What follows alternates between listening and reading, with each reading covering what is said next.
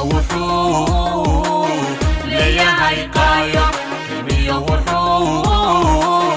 ليهاي قايا باسمها قرنكنا ركابو كقيب ويان ودين كاركابنا وقرنكا قرنكا قوة كسامي كرايا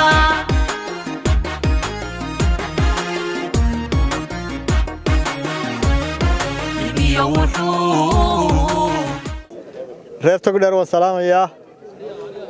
maanta waxay noo furmay dib u furistii diiwaangelinta 6 degmo oo kamid ah dalka Jamhuuriyadda Soomaaliland oo kala Burco Oodweyne Buuhoodle Caynaba Ceelaf Weyn iyo Garadag maanta buraan joognaa si fiican bay u bilaabantay intii aan soo maray ilaa 7 goobood baan saaka soo maray si fiican bay dadku hawsha u wadeen goobaha soo marnayna way wada fiicnaayeen oo markaan weydiinay hawlwadeenadii waciladii ma jirin wala soo sheegay goobo kale oo ciladii ay ka jirtay laakiin kuwaan soo maray waxba kama jirin sida commissioner kaltuun sheegaysayna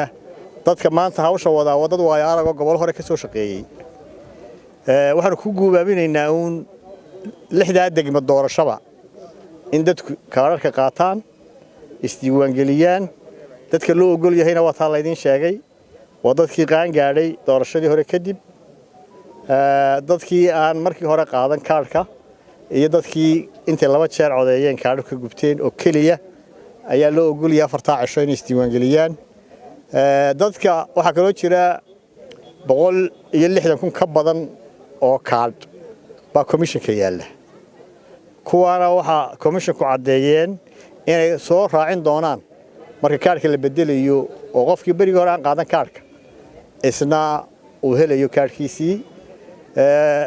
digniintaana waa in dadku qabaan oo qofkii markii hore isdiiwaangeliyay waa inaan mar labaad isdiiwaangelin ama kaarkii haysto ama ha ka lumo laba baahan in isdiiwaangeliyo hadduu ka lumayna waa loo bedeli doonaa waxaan leeyahay walaalayaal isdiiwaangeliya qof kastoo xaq u leh oo qaan gaadhay waa inaan fursadda iska dayicin maalmuhuna way yaryihiin waa 4 cisho wixii commission ku dari doona isaga hadhow sheegi doona laakiin waa 4 maalmood 4 ayaan la dayicin kuyada qaarkood way yaraayeen maanta laakiin waxaan filayaa in aad soo buuxin doontaan kuyada reer Burco dawana la tartamayaa tartanka waa ku fiicnaydeen oo bari hore Burco laga badiyo laga xanaaqi jiray yaan la iska badin